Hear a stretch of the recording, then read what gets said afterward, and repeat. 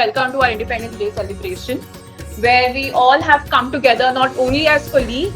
but as proud citizens of our country to honor the spirit of freedom and unity which our nation stands for.